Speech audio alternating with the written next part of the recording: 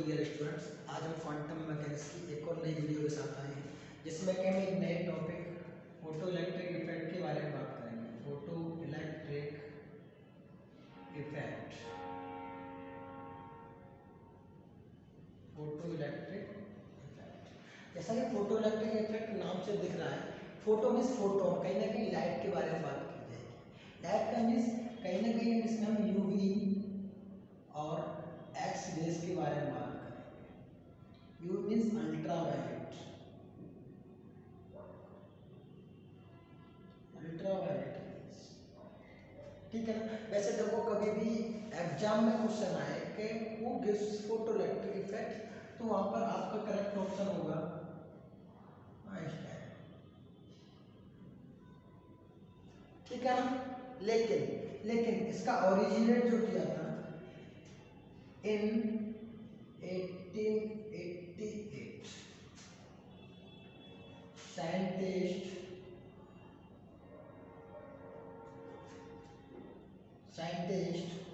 हॉलबैक, in 1888 scientist Holbach gives a experimental phenomena,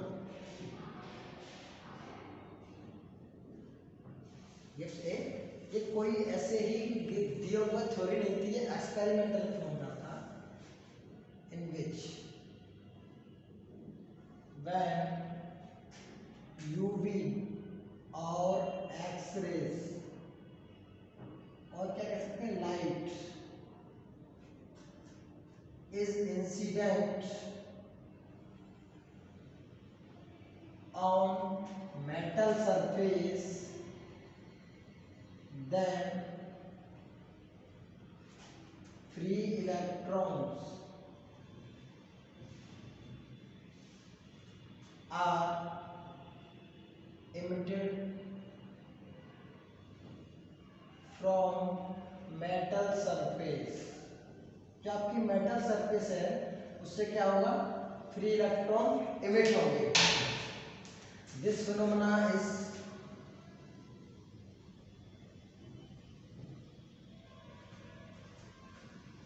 known as photo electric effect।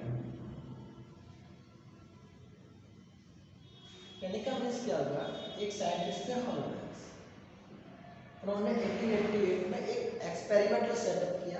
उसके according क्या था, experimental phenomena था, UV और x raise को किसी मेटल सरफेस पर इंसिडेंट करते हैं तो उस मेटल सरफेस से इलेक्ट्रॉन, फ्री इलेक्ट्रॉन्स क्या होते हैं, इमिट होने लगते हैं।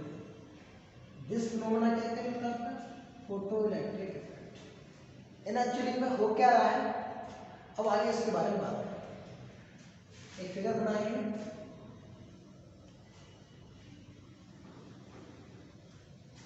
This is something like that,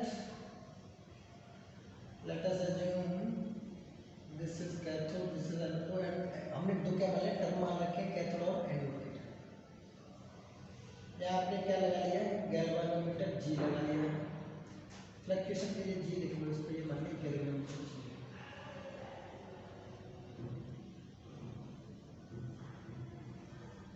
ये नेगेटिव है, ये पॉजिटिव है, ये नेगेटिव है, ये पॉजिटिव है। This is cathode, this is anode. इस प्लेट पर क्या हो रहा है, लाइट इंसिडेंट हो रही है आपकी, ठीक, ओके। तो यहाँ से इलेक्ट्रॉन क्या होंगे, लिबरेट होकर पॉजिटिव की तरफ अट्रैक्ट होंगे। लेकिन जो आपका इलेक्ट्रॉन तो इधर जाएंगे, तो करंट फ्लो होगी वो +2 माइनस, तो करंट की डायरेक्शन होगी वही। This is your all about photo electric effect. इसमें क्या है, लाइट इंसिडेंट हो रही है, मेटल सरफेस पर इलेक्ट्रॉन लिबरेट हो रहा है, +2 माइनस के लिए आपको करंट फ्लो होने लगेगी। बिकॉज हम जानते हैं जो आपकी करंट होती है वो इलेक्ट्रॉन की मूविंग डायरेक्शन के अपोजिट फ्लो होती है। लेकिन एक बात यहाँ क्या था, जैसे ही इलेक्ट्रॉन निकलना स्टार्ट हुआ, करंट मानते हैं गैल्वेनोमीटर में फ्लक्चुएशन आएगी। जब आपका लाइट इंसिडेंट नहीं थी, ठीक है बात को, when there is no light, then galvanometer having no difference. But when light is incident, then there is deflection in galvanometer.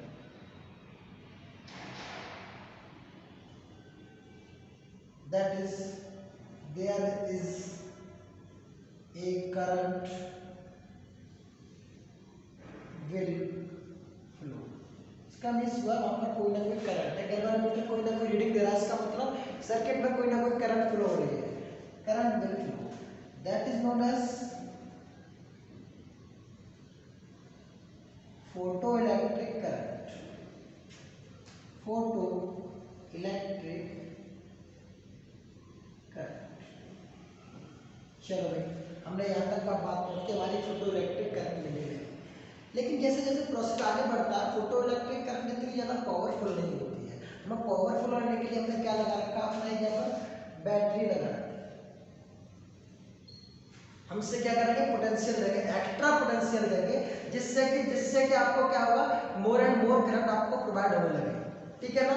जैसे कि अब हमने क्या किया, आप पोटेंशियल की वैल्यू को ग्रोथ अप कर रहे हैं, तो पोटेंशियल की वैल्यू इंक्रीज करने पर करंट पर क्या इफेक्ट पड़ता है उसके बारे में बात करें. चलो भाई, जैसे कि आपने ये है, आपने पोटेंशियल अप्लाई यहाँ पर कर रहे हैं, तो कुछ इस तरह से फिनोमेना मिलता है. यहाँ पर लास्ट में जाकर आपको एक सैचुरेशन करंट मिल जाती है.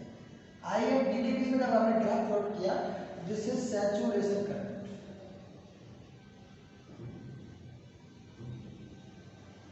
हमने स्टार्टिंग जीरो से क्यों नहीं किया है, बिकॉज इनिशियली कुछ ना कुछ तो करंट है ही, बिकॉज लाइट इंसिडेंट हो रही है, तो कुछ ना कुछ आपके सर्किट में इनिशियली करंट है. अच्छा, आप फिर भी कह रहे हैं कि नहीं करंट की वैल्यू कहाँ जीरो होगी, तो मैं इसको बता दूं, करंट की वैल्यू आप अगर नेगेटिव पोटेंशियल की बात करेंगे, जहां पर अगर आपकी करंट की वैल्यू जीरो हो जाएगी, this is known as stopping potential. Stopping potential. ठीक, तो स्टॉपिंग पोटेंशियल की अगर आप डेफिनेशन लिखना चाहें, तो स्टॉपिंग पोटेंशियल की डेफिनेशन क्या बनेगी, स्टॉपिंग पोटेंशियल. तो इसकी डेफिनेशन बनेगी that potential, that negative potential at which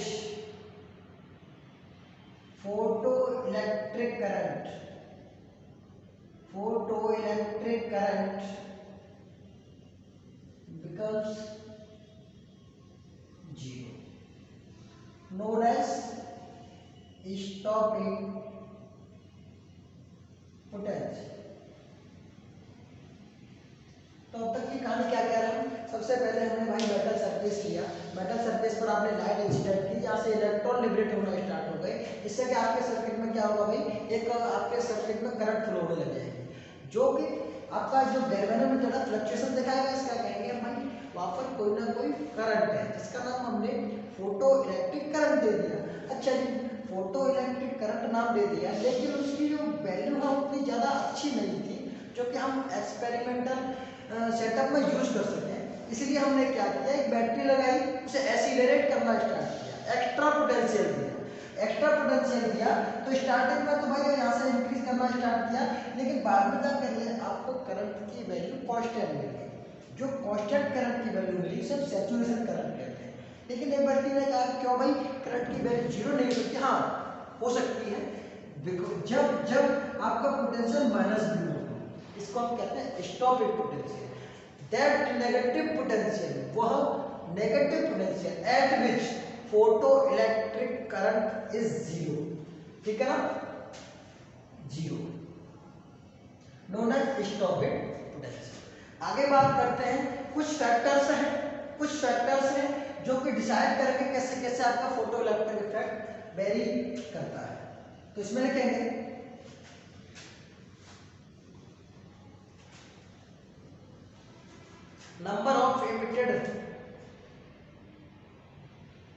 number of emitted electrons and photoelectric current depends on following factors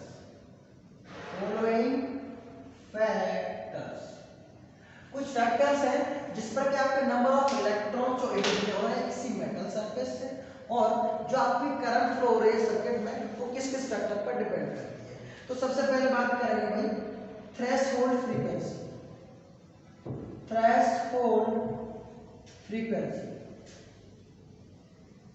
अब भाई ये थ्रेशोल्ड फ्रीक्वेंसी क्या होती है, ये थ्रेशोल्ड फ्रीक्वेंसी क्या होती है? अच्छा हम ये बात करते हैं कोई व्यक्ति है उसको काम करने के लिए एनर्जी की जरूरत होती है, तो वो मिनिमम एनर्जी जबकि वो अपने एक्टिव मोड में आ सके वो उसकी क्या कहलाएगी, थ्रेशोल्ड एनर्जी कहलाएगी। इसी तरह से वो फ्रीक्वेंसी जहां पर एक मेटल सरफेस से इलेक्ट्रॉन निकलना स्टार्ट हो जाए that is known as threshold frequency. तो इसमें लिखेंगे that minimum frequency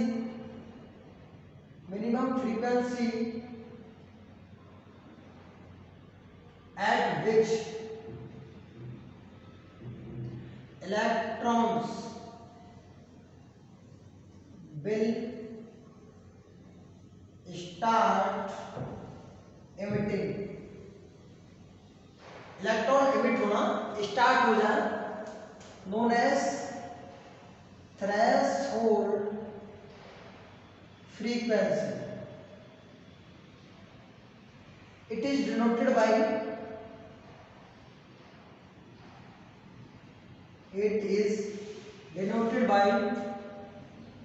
new not. New not से इसको क्या रिप्रेजेंट करते हैं, न्यू नॉट से रिप्रेजेंट करते हैं। अच्छा एक और टर्म है इसमें एंड देयर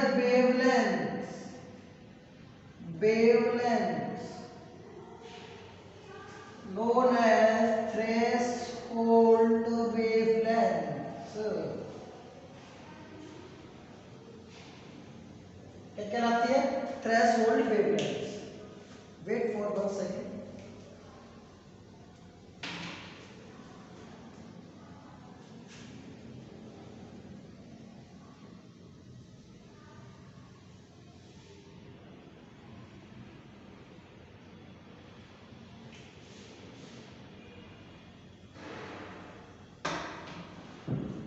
ओके ठीक, ये तो आपकी बात होगी थ्रेशोल्ड फ्रीक्वेंसी की। तो किस तरह से थ्रेशोल्ड फ्रीक्वेंसी डिफरेंट मेटल की डिफरेंट होती है और अभी हम बात करेंगे आगे चलके इसके बारे में और। ठीक, सेकंड आपका जो इंपॉर्टेंट पॉइंट है इफेक्ट ऑफ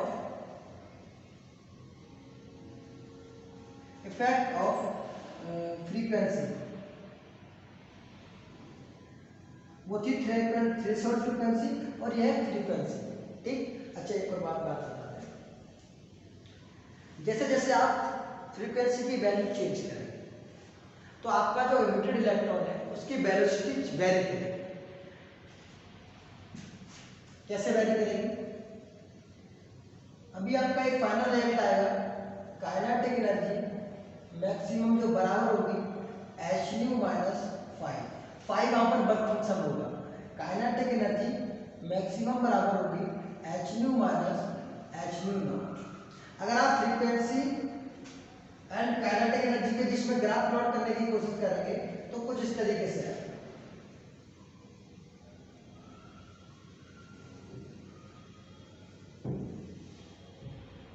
कहने का मीन्स ये न्यू नॉट से स्टार्ट होगा और ये सेपरेशन आपका कहलाएगा hν0। ठीक है ना, तो आपका कहने का मीन्स ये हुआ जैसे जैसे आप थ्रेशोल्ड फ्रीक्वेंसी है आपका ये न्यू आपका फ्रीक्वेंसी है, ये काइनेटिक एनर्जी के बीच में आपने ग्राफ प्लॉट कर दिया। ये कौन सा है, effect of frequency. Effect of frequency को भी लिख सकते हैं इफेक्ट ऑफ फ्रीक्वेंसी को रिप्रेजेंट करने के लिए हमने एक फॉर्मूला रिप्रेजेंट किया है, इसके थ्रू हमने इसको वेरी किया है। लिख सकते हैं there is variation in kinetic energy of emitted electron with frequency। तो क्या कह रहा है कि मतलब क्या फ्रीक्वेंसी चेंज होगी तो काइनेटिक एनर्जी वेरी करेगी emitted electron। अब तीसरा टर्म आता है इफेक्ट ऑफ इंटेंसिटी। अच्छा एक और बात, यहाँ पर हमने वर्ड यूज किया है इंटेंसिटी। इंटेंसिटी क्या होता है? इंटेंसिटी होता है number of incident photons per unit area per unit second. एक सेकंड में एक यूनिट एरिया पर आपके इंसिडेंट होने वाले नंबर ऑफ फोटॉन्स की संख्या क्या कहलाती है? इंटेंसिटी कहलाती है। आप ये समझो, जब आप इंटेंसिटी को इंक्रीज करें, जब आप इंटेंसिटी को इंक्रीज करेंगे तो नंबर ऑफ फोटॉन्स तो इंक्रीज करेंगे, लेकिन आपकी एनर्जी तो भाई E=hν है, मींस एनर्जी में कोई भी चेंज नहीं आ रहा है। यहाँ क्या था, आपके पास एनर्जी, आपके पास न्यू चेंज करने पर hν चेंज हो रहा था, इसीलिए फ्रीक्वेंसी चेंज करने पर एमिटेड इलेक्ट्रॉन की वेलोसिटी या काइनेटिक एनर्जी वेरी करेगी, लेकिन इंटेंसिटी चेंज करने पर there is no effect on kinetic energy of emitted electron. अच्छा, इसका भी एक ग्राफ प्लॉट करते हैं। जरा ग्राफ प्लॉट कर लें भाई, इंटेंसिटी वर्सेस आपका intensity versus kinetic energy maximum. तो कुछ नहीं भाई, कांस्टेंट बना रहेगा। There is no effect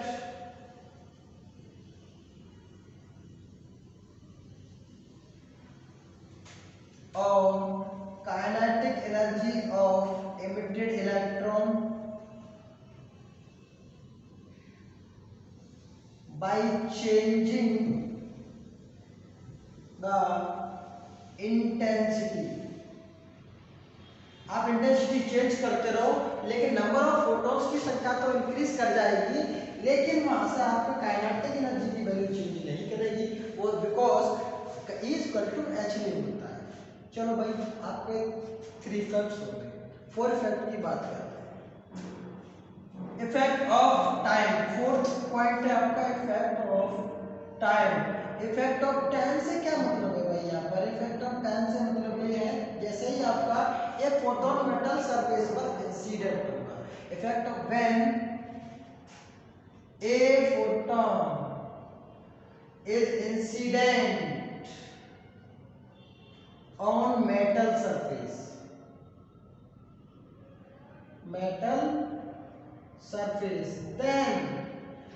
then immediately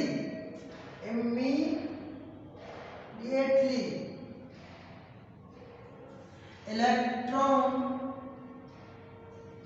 will emitted। Electron क्या होगा? तुरंत ही आपका क्या होगा? आपका इलेक्ट्रॉन उससे लिबरेट हो जाएगा विदाउट एनी टाइम लैग, बिना किसी टाइम के पीछे रहते हुए। ऐसा नहीं है कि अभी आपने मेटल पर एक अपना लाइट इंसिडेंट किया और आपका इलेक्ट्रॉन आधा घंटे बाद निकल रहा है, ऐसा कुछ नहीं है। हाँ, ये कंडीशन जरूर होगी, जब तक कि आप उसको मिनिमम फ्रीक्वेंसी जो थ्रेशोल्ड फ्रीक्वेंसी है वो नहीं दोगे, तब तक इलेक्ट्रॉन मेटल सरफेस से नहीं निकलेगा। लेकिन जैसे ही आपने थ्रेशोल्ड फ्रीक्वेंसी पार किया, तुरंत ही इलेक्ट्रॉन लिबरेट करना स्टार्ट कर देगा। चलो भाई, एक आपका 4 फैक्ट हो गए। 5th फैक्ट की बात करते हैं इसमें। 5th फैक्ट है आपका effect of photometal. Effect 5th point है इफेक्ट ऑफ फोटोमेटल्स। भाई चलो, बिकॉज different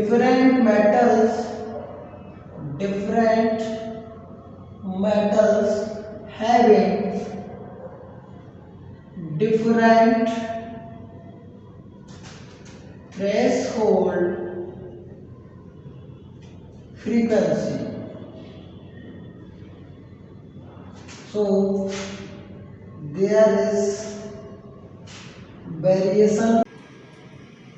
यानी कि मीन्स क्या, जब भी आप मेटल सरफेस को यूज करेंगे तो डिफरेंट मेटल्स के लिए डिफरेंट थ्रेशोल्ड फ्रीक्वेंसीज हैं आपके पास।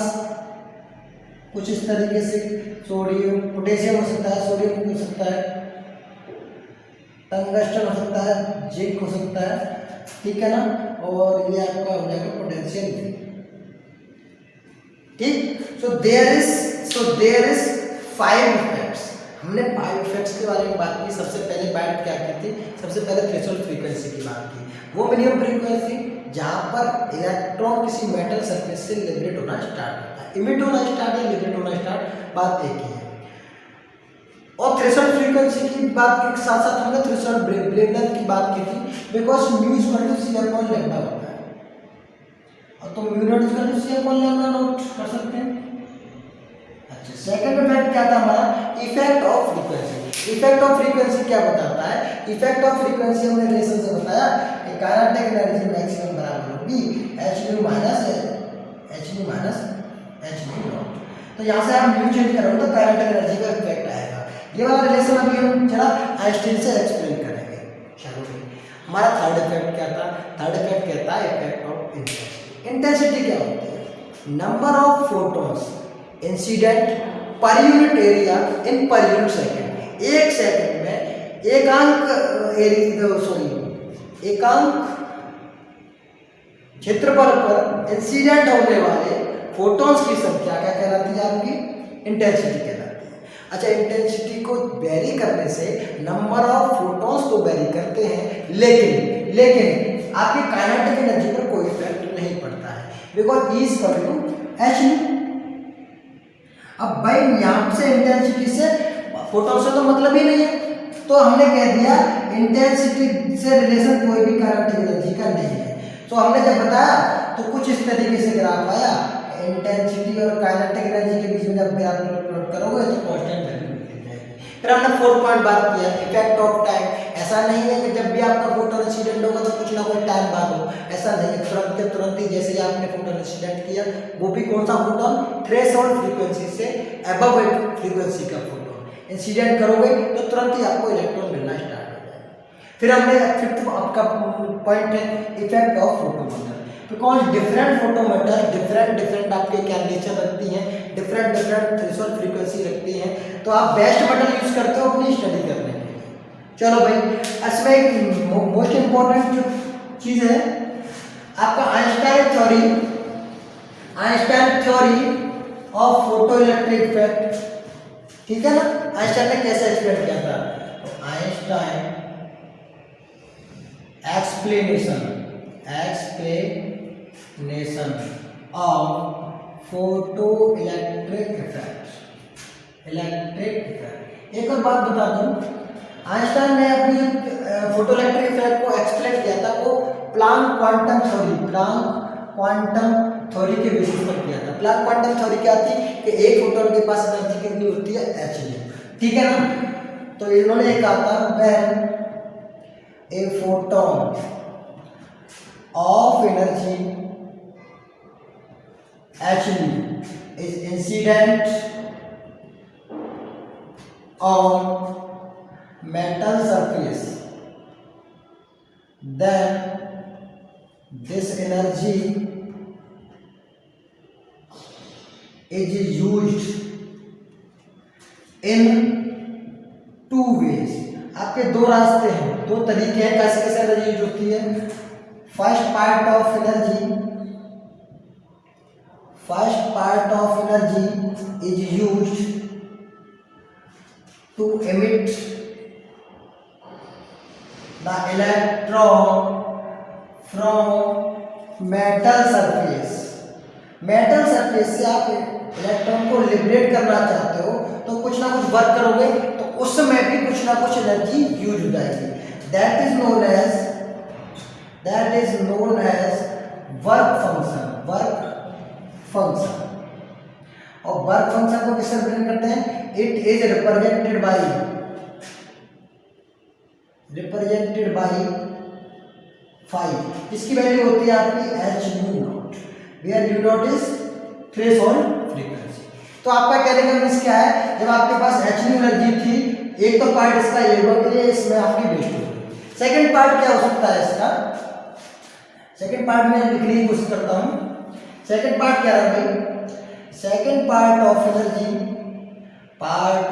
Energy is used to provide kinetic energy to the emitted electron। जो आपका इलेक्ट्रॉन लिबरेट हो रहा है उसको काइनेटिक एनर्जी भी प्रोवाइड कराएगा, यही एक आपकी एच न्यू। तो एच न्यू दो पार्ट में डिवाइड हो गई, फाई एंड ई के। फाई इज वर्क फंक्शन, ठीक है ना, वर्क फंक्शन। दैट इज मैं रफ करता हूं सर, ये आपके आइंस्टाइन थ्योरी चल रही है जो कि आइंस्टाइन ने एक्सप्लेन किया था। अच्छा, तो दैट इज आपके पास एच न्यू जो है 5 प्लस ई के में ब्रेक हो गई। आपके पास 5 की वैल्यू है एच न्यू नॉट प्लस, अगर मैं इसे लिखना चाहूँ ई के लिख लूँ पहले, ई के इक्वल टू हो जाएगा H new minus H nu not. याद रखेंगे this is work function, this is kinetic energy, ऐसे लिख लो एच न्यू। ओके, अच्छा H new minus H nu not. अच्छा ई क्यू को आप लिख सकते हो हाफ एम बी स्क्वायर, इसको लिख सकते हो आप H C upon lambda minus H C upon lambda not. कई इसके वेरिएशन बन सकते हैं। दूसरा वेरिएशन क्या बन सकता है?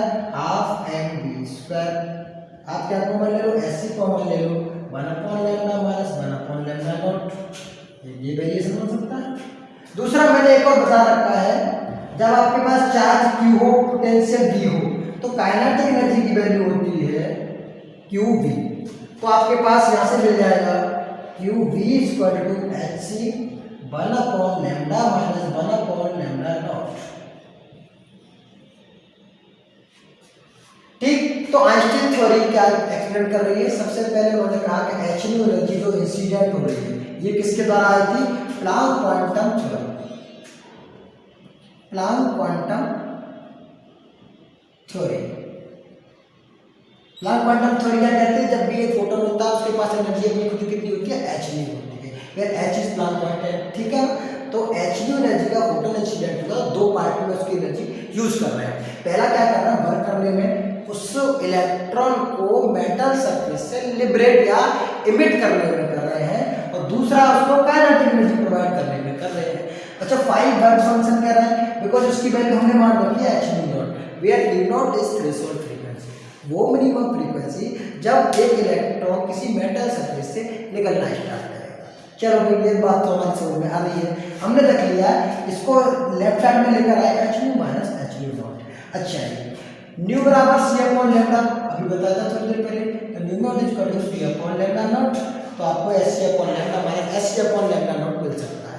इसके बाद अगर आप फर्दर और भी चीज जानकारी लेना चाह रहे हो, आप बिकॉज जानते हो E K equal to half M square, तो आप हाफ एम स्क्वायर रख दो ई के की जगह, तो हमने ये लिख दिया, ठीक है। अच्छा, आपको हाफ एम स्क्वायर बराबर H C upon lambda minus 1 upon lambda naught मिल गया। अच्छा, मैंने बताया कोई भी चार्ज हो पोटेंशियल बी से आपका एक्सीलरेट कर रहा हो तो आपके लिए काइनेटिक एनर्जी की वैल्यू क्यू वी हो जाती है। अच्छा, क्यू बी बराबर H C 1 upon lambda minus 1 upon lambda. ये आपके फाइनल रिजल्ट्स। मैं एक बार फिर से स्क्रीनशॉट देने की कोशिश करता हूँ। क्या देने की कोशिश करता हूँ? स्क्रीनशॉट। चलो स्क्रीनशॉट देने की बात करते हैं। क्या हुआ? सबसे पहले 1888 में किसने दिया था? और बैक्स ने क्या कहा? जब एक आप यहाँ से आपके मेटल सरफेस पर डालोगे, फोटोन डालोगे, तो इलेक्ट्रॉन लिबरेट होना स्टार्ट कर देंगे और यहाँ पर एक करंट फ्लो होना स्टार्ट कर देंगे। करंट हमें कैसे पता चला? गैल्वेनोमीटर जी लगा रखा है, इसमें फ्लक्चुएशन आएगा, हम बता देंगे भाई कुछ ना कुछ करंट है, लेकिन वो करंट इतनी ताकतवर नहीं होती है, इसलिए हमें एक्स्ट्रा पोटेंशियल भी देना पड़ता है। हमने एक बैटरी लगा रखी है यहाँ पर, जिससे कि क्या करोगे आप? एक्स्ट्रा पोटेंशियल दोगे, जिससे कि आपको प्रॉपर करंट मिल सके। तो हमने चेक किया, तो सबसे पहले हमको चेक करने पर क्या मिला? भाई कुछ इस तरीके का नहीं चला, यहाँ से करंट बढ़ी तो थी पोटेंशियल को इंक्रीज करने पर, लेकिन फिक्स हो गई, आगे जाके इसको सैचुरेशन करंट नाम दे दिया। इस फिर एक व्यक्ति ने ये कहा कि भाई कभी करंट जीरो भी होगी, हाँ हमने कहा जीरो होगी, किस पॉइंट पर होगी, माइनस वी नॉट पर, ये मान लिया ओरिजिन हो है, माइनस वी नॉट पर जाके करंट जीरो हो जाएगी, इसको नाम दे दिया हमने स्टॉपिंग पोटेंशियल। आगे चले हमने कहा कुछ इफेक्ट है, 5 इफेक्ट्स के बारे में हमने बात कर ली। Effect of threshold frequency, threshold frequency क्या होती है, वो मिनिमम फ्रीक्वेंसी जब एक इलेक्ट्रॉन किसी मेटल सरफेस से निकलना स्टार्ट कर दे वो उसकी थ्रेशोल्ड फ्रीक्वेंसी कहलाती है। दूसरा हमने बात कर लिया आपकी फ्रीक्वेंसी न्यू, फ्रीक्वेंसी न्यू हमने बताया था कि जैसे कि आपको इस यहाँ से डिपेंड कर रहा है एच न्यू पर डिपेंड कर रहा है आपकी काइनेटिक एनर्जी, ये यही रिलेशन मैंने वहाँ लिखा था, तो आपको कुछ इस तरह की नेचर आई थी वहाँ न्यू नोट से आपका निकलना आपका ग्राफ स्टार्ट कर दिया था। थर्ड पॉइंट था आपका intensity I, because intensity change करने पर नंबर ऑफ फोटोन्स चेंज होता है, काइनेटिक एनर्जी पर कोई इफेक्ट नहीं पड़ता है, तो there is no effect, there is no effect. Fourth point क्या था, no time lag, no time lag, effect of time means कोई भी टाइम लैग नहीं होता, जैसे आप थ्रेशोल्ड फ्रीक्वेंसी से ऊपर का आपका फोटोन इंसिडेंट करोगे तुरंत ही इलेक्ट्रॉन लिबरेट होना स्टार्ट हो जाएगा। फिफ्थ पॉइंट क्या था भाई, हमारे पास फिफ्थ पॉइंट ये था कि different photo metal different threshold frequency रखती है, हम बेस्ट मेटल चूज करते हैं। मैंने बताया कि जिंक जो होती है आप जनरली भी आपको जिंक यूज किया जाता है। चलो भाई, इसके बाद आइंस्टाइन एक्सपेरिमेंट को करना बहुत ही जरूरी है, इसके बिना ये इफेक्ट बिल्कुल अधूरा है। तो हमने बताया आइंस्टाइन ने ये कहा कि पॉइंट प्लांक ये कहते हैं कि जब भी एक फोटोन होता है उसके पास एनर्जी कितनी होती है, एच न्यू। अच्छा, ये जो एच न्यू एनर्जी है हमने उन्होंने कह दिया कि दो जगह बांट लो, नहीं तो एक से काम नहीं चलेगा। पहला पार्ट ये है कि वो उसको वर्क वो इतना वर्क करेगा कि इलेक्ट्रॉन निकल जाए, से वर्क फंक्शन से रिप्रेजेंट कर दिया। और दूसरा उन्होंने कह दिया कि इसको काइनेटिक एनर्जी भी यही एनर्जी, काइनेटिक एनर्जी भी यही फोटोन प्रोवाइड कराएगा, तो इनको दोनों को ऐड करके टोटल एच न्यू के बराबर कर दिया उन्होंने। अच्छा, एच न्यू बराबर 5 + ई क्या हो जाएगा, 5 वर्क फंक्शन, ई के इज काइनेटिक एनर्जी। अच्छा, आगे चलते हैं, फाई की value H nu not, because new not सबसे मिनिमम वर्क यही कर सकता है, तो आपका इसका वर्क फंक्शन क्या हो जाएगा, H nu not plus E K. अच्छा, ई के बराबर H nu plus H nu not, हमने बताया nu equal to C upon lambda होता है, और तो यहाँ पर क्या हो जाएगा, nu equal to C upon lambda होता है, तो न्यू नॉट बराबर सी अपॉन लैम्डा हो जाएगा। चलो, हमने ये वैल्यू पुट कर ली, तो लास्ट में जाके आपको ये इक्वेशन मिल जाएगी। अच्छा, हमने पहले कह दिया कि जब कोई चार्ज होता है उसको एक्सीलरेटेड पोटेंशियल v दोगे आप, तो उसके पास क्या होगा, काइनेटिक एनर्जी की वैल्यू qv हो जाती है। तो आपको ये फाइनल रिलेशन मिल गया।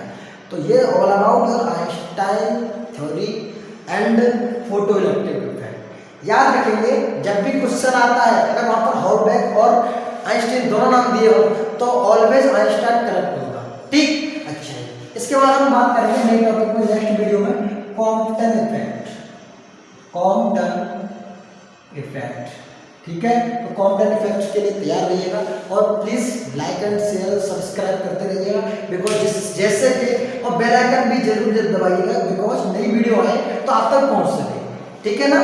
ओके, अगर कोई सजेशन हो तो आप कमेंट सेक्शन में मुझे बता सकते हैं। Okay, thank you.